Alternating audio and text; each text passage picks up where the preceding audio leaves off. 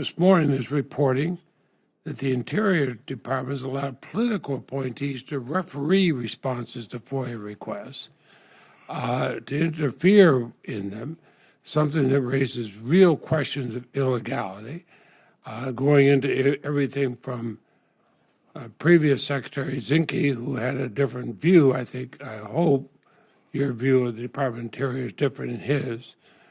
His was so political that on the day of John McCain's funeral, all of us on a bus of senators, Republicans, Democrats, noticed there was only one federal building that we went by that had not lowered its flag in respect to John McCain. That was the Department of Interior, the same department where they were ordered to raise a personal flag for Mr. Zinke when he walked in and out. But the only federal building that did not lower their flag in respect to John McCain.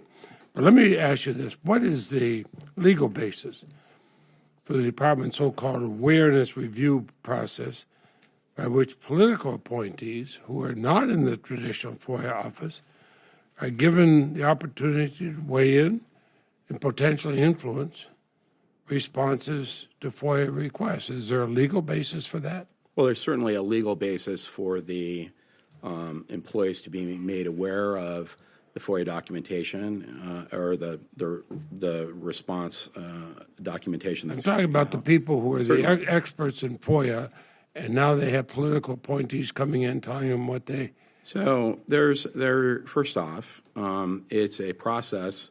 It's very long-standing in the department. What's different is that a memo was put together to explain it, but it's very long-standing in the department where an awareness review is provided.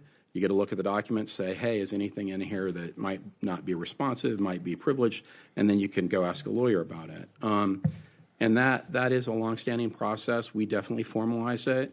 It's completely legal.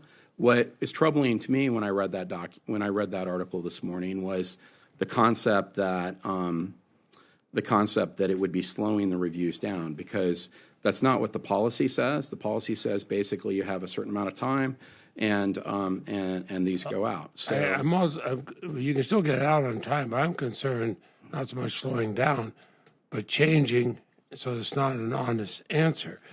You know, the issue is if it's responsive, it's going out. Well, we expressed our concern about the new rule. 65,000 public comments. 65,000 public comments were submitted about it.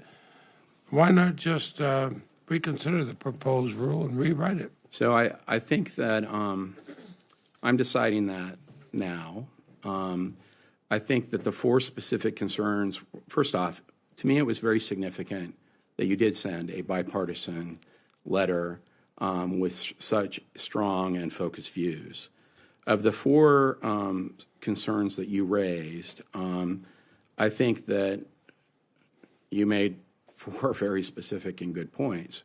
And so I'm considering whether we should scrap it, whether we should proceed with it, or whether we should significantly modify it. I hope you'll keep us posted on that. I'd be happy to come most talk to you senators before I we roll it found out. in both parties across the political spectrum believe in FOIA and having it work. I know Senator Cornyn and I have strongly pushed that in both Republican and Democratic. And I appreciate that. I believe that FOIA is an important vehicle.